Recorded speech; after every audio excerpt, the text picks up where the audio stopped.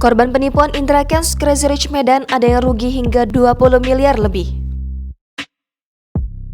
Korban dari penipuan yang dilakukan oleh Crazy Rich Medan, Indra Kents kian banyak mencuat ke publik.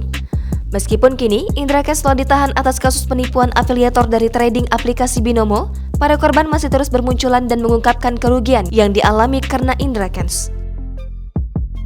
Bahkan diketahui, jika satu dari korban dari Indra Kents mengaku mengalami kerugian hingga mencapai lebih dari 20 miliar rupiah.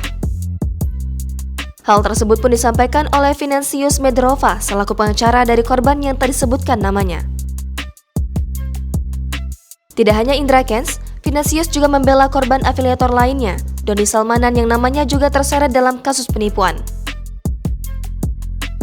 Ia mengantar satu korban dari perusahaan trading berbeda untuk membuat laporan.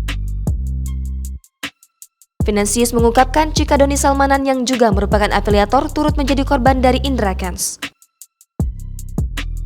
Kerugian yang dialami oleh Doni Salmanan disebut tak terlalu besar dengan mencapai 100 juta rupiah saja.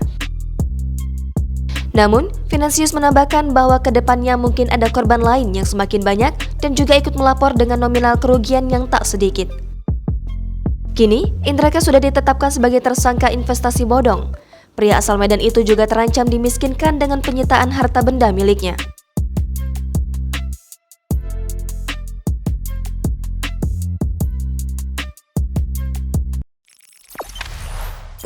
Jangan lupa subscribe, share, komen, dan like ya!